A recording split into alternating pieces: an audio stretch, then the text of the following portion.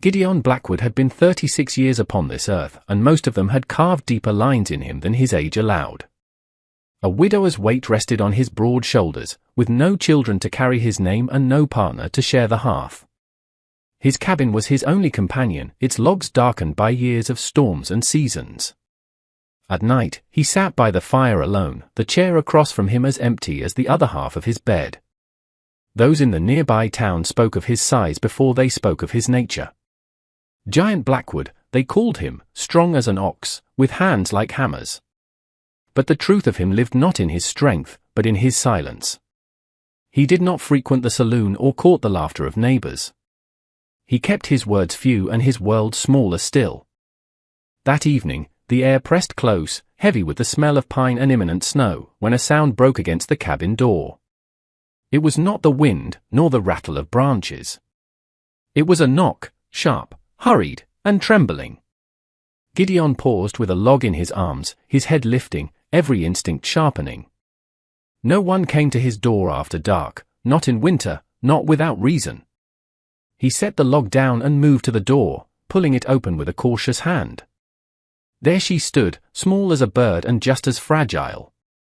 A Chinese girl, no more than 7. Her hair, as dark as polished jet, was tangled and damp with snow. Her cheeks were blotched red with cold, and she wore only a thin tunic, torn at the hem. Her eyes were wide, not from the cold, but from a fear that had settled deeper than the frost. She looked up at him, a giant shadow in the doorway, and whispered words that hung in the air like smoke from a dying fire. "They beaten my mamma. She is dying." Gideon felt the words strike the silence of his cabin, echoing in places he thought long closed. For a moment, he did not move. The girl's lips trembled, but she did not cry. She stood with a desperate dignity that no child should know. "Who is your mamma, child?" Gideon asked at last, his voice a low rumble. She swallowed hard. "My Lynn. They left her at the old shack by Miller's Creek. She can't get up. Please, sir, please help her." The name meant little to him, but he'd seen the woman in town. A Chinese woman of soft features, dulled by weariness, her eyes always downcast when her husband was near. Clay Garrett was his name, a man quick with drink and quicker with his fists. Gideon had seen him once, barking at her in the general store, his hand raised too close to her face as she wilted. Gideon had turned away, as most men did, subscribing to the old Western code. Another man's home was not yours to trespass upon, especially when that home belonged to a foreigner few understood or cared for. Yet hearing her name now from the lips of her child pierced him deeper than any winter wind. He crouched low, the porch boards creaking, so his height would not frighten the girl. "What's your name, little one?" "Anli," she whispered. Gideon saw the bruises on her small arms, the way she clutched the torn sleeve of her tunic. Something hardened in him, not a loud, burning anger, but a quiet fury that ran deep, like fire in the roots of a tree. "Get inside," he told her, standing tall again. The girl hesitated, but when the wind gusted, she stepped past him into the warmth. Gideon pulled on his heavy coat and strode into the night. Miller's Creek lay a mile off through bare cottonwoods. He carried no lantern, trusting the pale moon and his memory of the land. The shack came into view, a sagging ruin. He pushed the door open, the wood groaning. Inside, in the corner upon a pallet of rags, lay my Lynn. Her cheek was swollen and purple, one eye nearly closed. Her arm showed the marks of rough handling, her wrists raw. Yet her gaze, when it lifted to him, was not pleading. It was proud and steady, as though she would rather die on the floor than beg for mercy. "You shouldn't have come," she whispered, her voice hoarse. "They will say things." He knelt slowly and looked into her bruised face. "Let them say," he murmured. He slid his arms beneath her with a tenderness that belied his size, lifting her as though she weighed nothing. She closed her eyes, perhaps from shame, perhaps from the strange safety she felt in his grasp. At the cabin, Anli ran to the door. When she saw her mother in Gideon's arms, her face lit with a relief that made her seem years older and younger all at once. He carried my Lynn inside and laid her gently upon his own bed. and Lee climbed onto the bed beside her mother, tucking herself close. Gideon moved to the hearth, stoking the fire. He fetched water and cloth and, with rough but careful hands, began to clean My Lin's wounds. She winced but never cried out. He worked in silence, but each gesture said what his lips did not: "You are safe here. No hand will strike you again." Outside, snow fell heavier, blanketing the prairie. Within the cabin, a fragile warmth took root. But peace was a fleeting thing. Already in the tavern, Clay Garrett's voice carried loud and bitter. He told anyone who would listen that his woman had run off, that the giant Blackwood had taken her. He spat Gideon's name with venom, vowing to reclaim what was his. Men muttered and nodded, eager for a story to tell through the long winter nights, especially one involving the quiet giant and the Chinese woman. Back at the cabin, Gideon stood by the fire, looking down at the sleeping mother and child. Something stirred in him he had not felt in years, not desire, but the raw pulse of responsibility. He stepped to the window, pulling back the curtain. The prairie stretched dark and endless. He knew Clay was out there, sharpening his anger. Gideon's jaw tightened. He had made his choice the moment he lifted My Lin from the dirt floor. Whatever came now, he would not let her fall again. In the days that followed, the rhythm of Gideon's life shifted. He was no longer tending only to his ranch, but to two fragile souls. My Lin lay in his bed, her bruises mottling into hues of yellow and green. She woke to the smell of broth and cornmeal, simple food Gideon prepared with clumsy hands. She would murmur her thanks, and he would nod once, returning to his place by the hearth, as if fearing his presence might overwhelm her. And Lee, ever watchful, clung to her mother, but slowly her eyes began to wander toward Gideon. She watched the way his giant hands split wood, the way his shoulders seemed broad enough to shield the cabin from the storm. A quiet trust began to form, unspoken but lived in the way she dared to smile when he offered her a small, carved wooden horse he'd whittled in the evening silence. She held it tight as though it were gold. My Lin noticed these small things. Shame pressed heavy upon her. To be in another man's home, especially a white man's, meant vicious whispers would be born in town. She knew the way of gossip, made sharper by her race. Women muttering of her husband's temper would now shape new words: fallen woman, heathen, shameless. Gideon felt the weight, too. Each time he rode into town for supplies, eyes followed him. Men in the saloon spoke low, their glances sliding like knives across his back. He said nothing, letting his silence armor him. Yet when he returned to the cabin, the air seemed softer, filled with Ellie's quiet play or My Lin's soft hum as she stirred broth. These sounds carved through his solitude in ways no gossip could undo. One morning, the church bell tolled. Gideon hitched his wagon, deciding the child deserved the warmth of prayer and the woman deserved to feel the world again, even if it judged her. My Lin resisted. "They will stare," she whispered. Gideon met her gaze, his dark eyes steady. "Let them."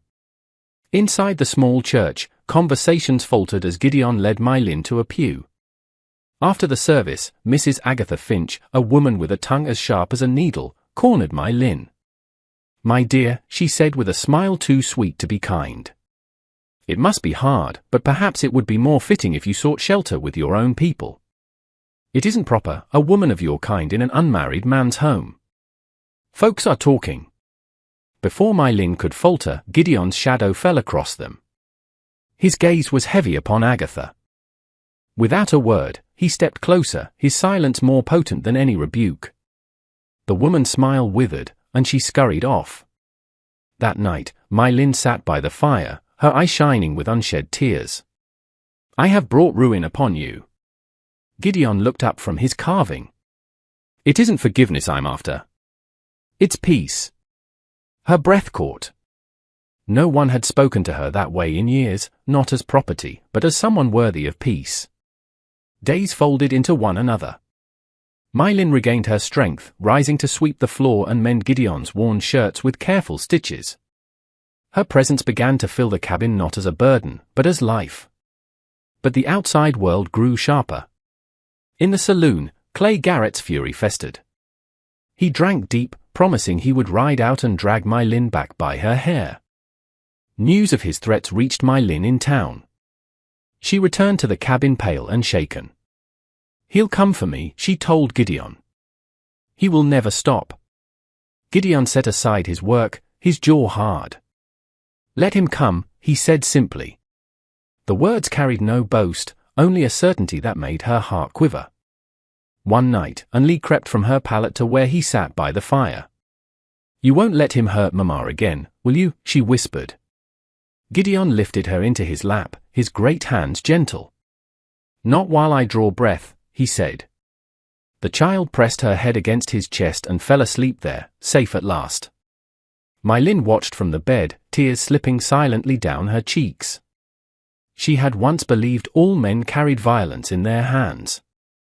But here was one who bore shame in silence rather than let it fall on those weaker than him. Hope, however, is a fire that draws shadows. One evening, Gideon returned from town to find a note nailed to his door. The words were crude and angry, "She's mine. Bring her out, or I'll bring men to take her." He tore the note down, crumpling it in his fist. He looked into the cabin where My Lin stirred soup and Anli played with her wooden horse, and felt the line of his life shift. By opening his door, he had declared his side. A reckoning was drawing near, carried on the hooves of a man who would not rest until his pride was fed. The storm announced itself first with a low moan across the prairie. The air turned sharp, and the horizon thickened with a black weight. Gideon worked quickly, securing the barn, his breath fogging in the cold. Inside, My Lin shuttered the windows, her hands trembling but steady. By dusk, the first lash of wind struck, rattling the cabin. Gideon entered, shutting the door hard against the gale. He and My Lin met eyes. He gave a slow nod, an acknowledgement that the storm outside was not the only one they had to face. Word had reached him in town. Clay Garrett, fueled by drink, had sworn he would reclaim his wife, and he was not coming alone. Now, as the storm raged, My Lin asked, "Do you think he will come in this weather?" Gideon looked toward the window, where snow whirled like ghosts. If a man's rage is hot enough, even a blizzard won't cool it. Near midnight, over the howl of wind, came another sound, hoofbeats crunching through snow. "They're here," My Lin whispered, fear cracking her voice. Gideon took up his rifle but set it by the door. He turned to My Lin. "Get her into the back room. Do not open that door unless you hear my voice." She hesitated, then gathered Anli and disappeared into the small room. Fists pounded against the cabin door. "Blackwood!" Clay roared. "You think you can steal what's mine? Bring her out." Gideon said nothing. He lit a lantern, unbarred the door, and stepped out onto the porch. Snow burst inward, but he stood firm, the lantern raised. The men flinched at the light. Clay sat on his horse, his face bloated with fury. "You've shamed me, Blackwood. I'll see you ruined before this night ends." Gideon's voice, low and steady, carried through the gale. "She was never yours to break." The words struck harder than any fist. Clay spurred his horse forward, shouting, "Drag her out." One of his men dismounted, stumbling toward the porch. Gideon met him, his great frame a wall against the storm. The fight was short and brutal. Fists swung, but Gideon moved with the power of a man defending his world.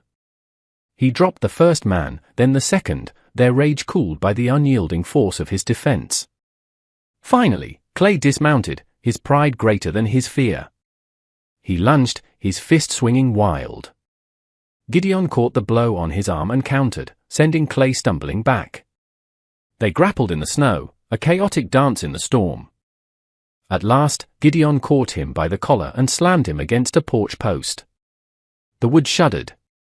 "Do it," Clay hissed, blood on his lips. "Kill me." That's what they expect from the giant. Gideon's fist hovered, but then he heard a faint sound from the cabin, Aneli's soft cry for her mother. The sound pierced his rage. Justice was not blood upon the snow, it was dignity returned. He lowered his fist, dragged Clay to his horse, and threw him into the saddle. "Tell the sheriff I'll be in at dawn," Gideon said to the other men. And if you return here, you'll find no storm strong enough to hide you." The men spurred their horses, dragging Clay with them into the dark. The hoofbits faded, swallowed by the wind. Gideon stood for a long moment before turning back inside. Warmth met him. My Lin stood near the hearth, her face pale but her eyes fierce. An-Li ran forward, pressing her small body against Gideon's leg.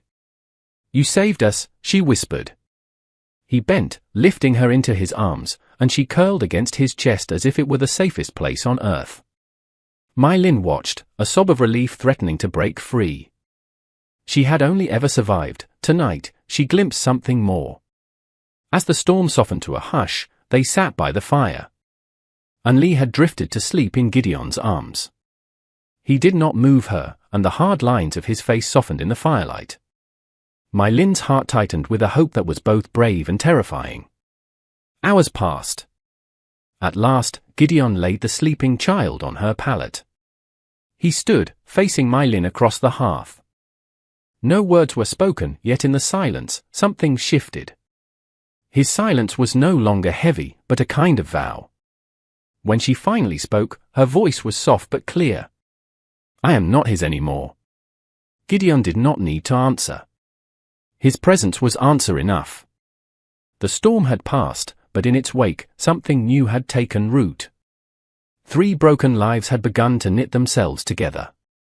Still, shadows lingered. Justice would demand its price, and tongues would wag sharper than ever. As dawn brushed silver against the snow, Gideon spoke, his voice as low as the earth itself.